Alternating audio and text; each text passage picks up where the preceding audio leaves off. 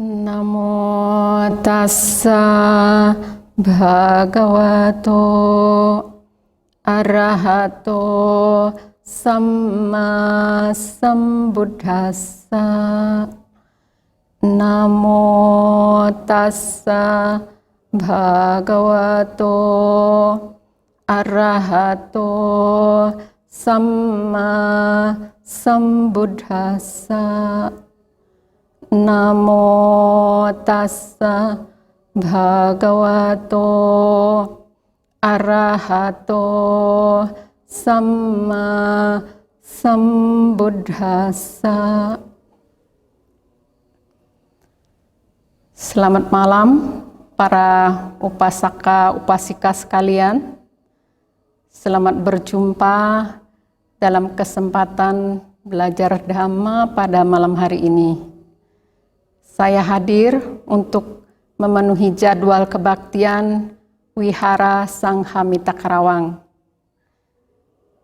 Kalau kita renungkan, kesempatan emas terlahir di alam manusia dan dapat bertemu Dhamma merupakan hasil dari perjuangan atau jerih payah kita di masa lampau.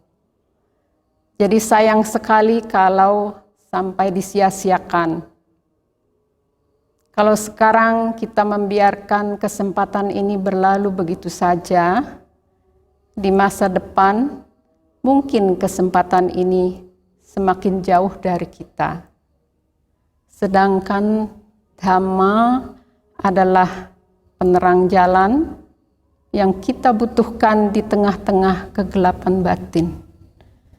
Dhamma adalah obat mujarab yang kita butuhkan untuk mengatasi penderitaan batin kita. Dhamma adalah pegangan agar kita tidak hanyut dalam arus penderitaan di alam ini. Kita bisa bayangkan bila sedang terhanyut, tidak ada pegangan, sudah pasti kita akan semakin digulung oleh pusaran arus penderitaan. Kalau tidak mengerti apa yang kita butuhkan, kemungkinan besar kita akan menyia-nyiakannya di saat yang kita butuhkan itu ada di depan mata. Mari kita berjuang keras bagaimana caranya agar jangan sampai kehilangan kesempatan belajar Dhamma. Maka kita harus menghargai setiap kesempatan belajar Dhamma. Nah, untuk menambah pemahaman bagaimana pentingnya Dhamma, mari kita bersama-sama mempelajari sebuah sutta yang dengan jelas membedakan bagaimana cara orang yang terlatih dan orang yang tidak terlatih dalam menghadapi penderitaan. Kata terlatih di sini tentu berkenaan dengan praktek Dhamma. Penderitaan adalah sesuatu yang tidak bisa dihindari. Dalam Dhamma Niyama Sutta tertulis, "Oh para biku, apakah para tathagata muncul ataupun tidak muncul di dunia, terdapat suatu hukum yang tetap keberadaannya. Terdapat suatu hukum yang pasti keberadaannya, bahwa segala bentukan adalah dukkha." Jadi semua makhluk terkena hukum ini. Semua makhluk terkena penderitaan. Hanya saja bagi orang yang terlatih akan menghadapi dengan cara yang berbeda dengan orang yang tidak terlatih. Topik kita malam ini adalah anak panah susulan. Mari kita pelajari bersama dalam sutta ini bagaimana caranya. Misalkan bila kita terkena anak panah, tidak bisa menghindar, jangan sampai terkena anak panah susulan. Mari kita Simak bersama-sama Samyutta Nikaya 36.6 tentang anak panah. Para biku, ketika kaum duniawi yang tidak terlatih tersentuh oleh perasaan jasmani yang menyakitkan, ia bersedih, berduka, dan meratap.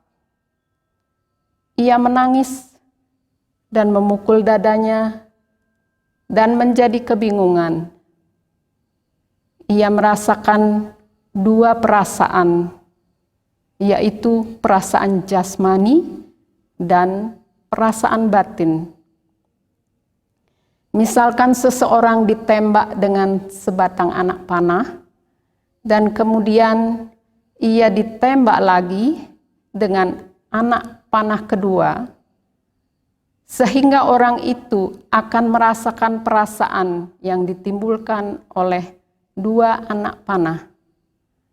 Demikian pula, ketika kaum duniawi yang tidak terlatih tersentuh oleh perasaan jasmani yang menyakitkan, maka ia merasakan perasaan jasmani dan perasaan batin. Karena tersentuh oleh perasaan menyakitkan yang sama itu, ia memendam ketidaksenangan terhadapnya. Ketika ia memendam ketidaksenangan terhadap perasaan menyakitkan, maka kecenderungan pada ketidaksenangan bersembunyi di balik ini. Karena tersentuh oleh perasaan menyakitkan, ia mencari kesenangan di dalam kenikmatan indria. Karena alasan apakah? Karena kaum duniawi yang tidak terlatih, tidak mengetahui jalan membebaskan diri dari perasaan menyakitkan selain kenikmatan indria. Ketika ia mencari kesenangan di dalam kenikmatan indria, maka kecenderungan pada nafsu terhadap perasaan menyenangkan bersembunyi di balik ini. Ia tidak memahami sebagaimana adanya asal mula dan lenyapnya kepuasan, bahaya, dan jalan membebaskan diri sehubungan dengan perasaan-perasaan ini. Ketika ia tidak memahami hal ini, maka kecenderungan pada kebodohan, sehubungan dengan perasaan bukan menyakitkan, juga bukan menyenangkan, bersembunyi di balik ini. Jika ia merasakan perasaan yang menyenangkan, ia merasakannya dengan melekat. Jika ia merasakan perasaan yang menyakitkan, ia pun merasakannya dengan melekat. Jika ia merasakan perasaan yang bukan menyakitkan, juga bukan menyenangkan, ia merasakannya dengan melekat. Ini para biku disebut kaum duniawi yang tidak terlatih, yang melekat pada kelahiran, penuaan, dan kematian, yang melekat pada kesedihan, ratapan, kesakitan, ketidaksenangan, dan keputusasaan, yang melekat pada penderitaan, aku katakan. Para biku, ketika siswa mulia yang terlatih tersentuh oleh perasaan jasmani yang menyakitkan, ia tidak bersedih, tidak berduka, dan tidak meratap. Ia tidak menangis dan tidak memukul dadanya dan tidak menjadi kebingungan. Ia hanya merasakan satu perasaan, yaitu perasaan jasmani, bukan perasaan batin. Misalkan, Seseorang ditembak dengan sebatang anak panah, tetapi ia tidak ditembak lagi dengan anak panah kedua. Maka orang itu akan merasakan perasaan yang ditimbulkan oleh hanya satu anak panah. Demikian pula, ketika siswa mulia yang terlatih tersentuh oleh perasaan jasmani yang menyakitkan, ia hanya merasakan satu perasaan, yaitu perasaan jasmani, bukan perasaan batin. Ketika tersentuh oleh perasaan menyakitkan yang sama itu, ia tidak memendam ketidaksenangan terhadapnya. Karena ia tidak memendam ketidaksenangan terhadap perasaan menyakitkan, maka kecenderungan pada ketidaksenangan tidak bersembunyi di balik ini. Maka ketika tersentuh oleh perasaan menyakitkan, ia tidak mencari kesenangan di dalam kenikmatan indria. Karena alasan apakah? Karena siswa mulia yang terlatih mengetahui jalan membebaskan diri dari perasaan menyakitkan selain kenikmatan indria. Karena ia tidak mencari kesenangan di dalam kenikmatan indria, maka kecenderungan pada nafsu terhadap perasaan menyenangkan tidak bersembunyi di balik ini. Ia memahami sebagaimana adanya asal mula dan lenyapnya kepuasan, bahaya, dan jalan membebaskan diri sehubungan dengan perasaan-perasaan ini. Karena ia memahami hal-hal ini, maka kecenderungan tersembunyi pada kebodohan sehubungan dengan perasaan bukan menyakitkan, juga bukan menyenangkan, tidak bersembunyi di balik ini. Jika ia merasakan perasaan yang menyenangkan, ia merasakannya dengan tidak melekat. Jika ia merasakan perasaan yang menyakitkan, ia merasakannya dengan tidak melekat. Jika ia merasakan perasaan yang bukan menyakitkan, juga bukan menyenangkan, ia merasakannya dengan tidak melekat. Ini para biku disebut siswa mulia yang terlatih, yang tidak melekat pada kelahiran, penuaan, dan kematian, yang tidak melekat pada kesedihan, ratapan, kesakitan, ketidaksenangan, dan keputusasaan, yang tidak melekat pada penderitaan, aku katakan. Ini para biku adalah perbedaan, ketidaksamaan yang membedakan antara kaum duniawi yang tidak terlatih dengan siswa mulia yang terlatih, yang bijaksana, terpelajar, tidak merasakan perasaan batin yang menyenangkan dan menyakitkan. Ini adalah perbedaan besar antara kaum bijaksana dan kaum duniawi. Karena yang terpelajar, yang telah memahami dhamma, yang melihat dengan jelas dunia ini dan dunia berikutnya, hal-hal yang disukai tidak memancing pikirannya. Terhadap yang tidak disukai, ia tidak memendam ketidaksenangan. Baginya, ketertarikan dan kejijikan tidak ada lagi. Keduanya telah dipadamkan, diakhiri. Setelah mengetahui kondisi yang bebas dari debu, tanpa kesedihan, yang melampaui penjelmaan, dan memahaminya dengan benar. Nah, para upasaka, upasika sekalian, mari kita bersama-sama menyimak sutta ini lebih lanjut. Sebelumnya ada sedikit yang perlu saya sampaikan tentang terjemahan, karena bila ada yang ingin mempelajari lebih lanjut, tidak bingung ketika membaca ada teks yang berbeda. Di dalam sutta yang kita baca tadi, ada kalimat, misalkan seseorang ditembak dengan sebatang anak panah, dan kemudian ia ditembak lagi dengan anak panah kedua. Sedangkan di terjemahan lain dari sutta yang sama ini, ada kalimat mereka menembak dan seterusnya, dan kemudian menembak lagi.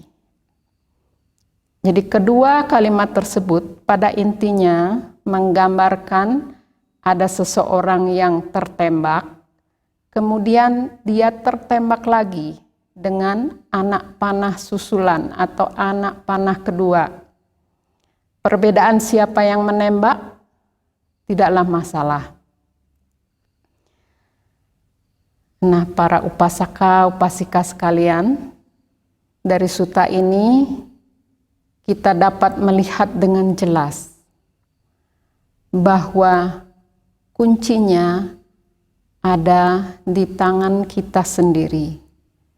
Apakah kita mau menderita atau bahagia? Bila karena tidak tahu atau sengaja memilih mau enak sehingga tidak mau berlatih, maka resikonya akan terkena anak panah kedua atau anak panah susulan. Tentunya dengan serangkaian proses yang mengikutinya yang mengarahkan kita menuju pada penderitaan. Mari kita pelajari sutta ini lebih detail, bagaimana proses yang terjadi bila kita tidak terlatih. Bagaimana proses kita mengumpulkan kekotoran batin dan melekat pada penderitaan. Jadi tadi ada kata-kata, ketika tersentuh oleh perasaan batin yang menyakitkan, ia akan memendam ketidaksenangan terhadapnya. Jadi di sini kita akan memendam ketidaksenangan terhadapnya. Ketika kita memendam ketidaksenangan terhadap perasaan menyakitkan tersebut, maka kecenderungan pada ketidaksenangan bersembunyi di batin kita. Karena tersentuh oleh perasaan menyakitkan, kita akan mencari kesenangan di dalam kenikmatan indria. Karena kita tidak mengetahui jalan membebaskan diri dari perasaan menyakitkan selain kenikmatan indria. Demikianlah seterusnya. Jadi tersentuh oleh perasaan apapun, kita akan memendam kekotoran-kekotoran batin. Mungkin kebencian, atau nafsu, atau kebodohan batin. Kemudian kecenderungan padanya akan bersembunyi di dalam batin kita. Jadi kita melekat terus padanya. Dengan kata lain, ketika kita merasakan perasaan apapun, baik menyenangkan, menyakitkan, bukan menyenangkan, dan bukan menyakitkan, kita akan merasakannya dengan melekat. Maka dikatakan kita akan melekat pada penderitaan. Jadi bila terus tidak berlatih, maka kita akan semakin melekat pada penderitaan. Bisa dibayangkan betapa ironisnya kita mengarahkan diri kita sendiri menuju pada sesuatu yang tidak kita harapkan, yaitu penderitaan. Kita sangat beruntung bisa mempelajari sutta ini. Sekarang kita tahu caranya agar tidak tersentuh oleh penderitaan, yaitu dengan berlatih. Setelah memutuskan untuk memilih jalan menuju kebahagiaan, memutuskan memilih berlatih, kita pun harus berani menjalani segala konsekuensinya. Jalan ini memang tidak mudah, tapi layak untuk diperjuangkan, karena hasilnya jelas akan memberi kebahagiaan, menjauhkan kita dari penderitaan. Tujuan berlatih adalah untuk mendapatkan kemampuan atau kekuatan. Kemampuan atau kekuatan ini akan kita bawa terus. Tidak ada yang sia-sia. Seperti seseorang yang terus berlatih dalam sebuah keterampilan, ia akan membawanya terus sebagai bakat. Kemampuan atau kekuatan batin inilah suatu saat akan berperan dalam mengatasi anak panah susulan beserta rangkaian proses selanjutnya. Seperti yang tadi kita baca di dalam sutta ini, yang bijaksana atau terpelajar tidak merasakan perasaan batin yang menyenangkan maupun menyakitkan. Hal-hal yang disukai tidak memancing pikirannya terhadap apa yang tidak disukai. Ia tidak memendam ketidaksenangan, karena yang terpelajar telah memahami Dhamma, yang melihat dengan jelas dunia ini dan dunia berikutnya. Nah, kalau kita renungkan dalam segala aspek kehidupan, kita memerlukan kemampuan atau kekuatan. Dan untuk memperolehnya kita harus berlatih. Terus berlatih sepanjang kita membutuhkannya. Seperti contohnya, seorang atlet yang sudah sering berlatih, dia tetap harus berlatih bila ingin terus menjadi pemenang. Kalau dia jarang atau tidak pernah berlatih dan juga tidak punya bakat atau kemampuan bawaan yang merupakan hasil latihan di masa lalu, tidak mungkin dia menjadi pemenang. Jadi bila kita ingin tidak tersentuh oleh penderitaan, kita harus terus berlatih sampai mampu mengatasi anak panah susulan. Kalau ditelusuri dalam seluruh kehidupan kita, kita bisa lihat bahwa kita tidak terlepas dari berlatih. Dari bayi, kita sudah harus berlatih. Mulai dari berjalan, bicara, makan, dan seterusnya. Kemudian harus berlatih menulis, berhitung, dan seterusnya. Kemudian setelah dewasa, kemudian berlatih berbagai macam keterampilan sesuai dengan profesi masing-masing. Coba kita renungkan, untuk hal-hal duniawi saja, kita tidak bisa menghindar dari berlatih. Jadi seharusnya tidak ada keraguan-raguan lagi. Kenapa kita harus berlatih, melatih batin kita? Mari kita lihat diri kita masing-masing. Ketika tersentuh oleh perasaan menyakitkan, apa yang terjadi? Apakah kita bersedih, berduka, meratap, stres, menangis, memukul dada, dan menjadi kebingungan? Kalau memukul dada mungkin saja tidak. Tapi kalau sedih, stres, bingung, mungkin kadang-kadang iya, kadang-kadang tidak. Kadang-kadang sepertinya kita tidak terpengaruh, tapi bukan berarti kita sudah terlatih. Terus tidak perlu berlatih lagi. Kemungkinan besar kita tidak mampu menyadari perasaan batin itu beserta rangkaian selanjutnya. Apalagi kalau jelas-jelas setiap tersentuh perasaan jasmani menyakitkan, hampir selalu terhanyut dalam kesedihan, stres, dan kebingungan, kemudian mencari pemuasan nafsu indria, atau mungkin istilahnya hiburan, refreshing, dan sebagainya. Itu artinya kita tidak terlatih. Jadi satu-satunya jalan kita harus berlatih kalau tidak mau terhanyut dan melekat dalam penderitaan yang lebih dalam lagi. Sekarang kita lihat kenapa kita perlu bermeditasi. Jadi ini sehubungan dengan berlatih. Kita bermeditasi untuk mengembangkan berbagai kekuatan batin, seperti kekuatan kesadaran, kekuatan kewaspadaan, dan sebagainya.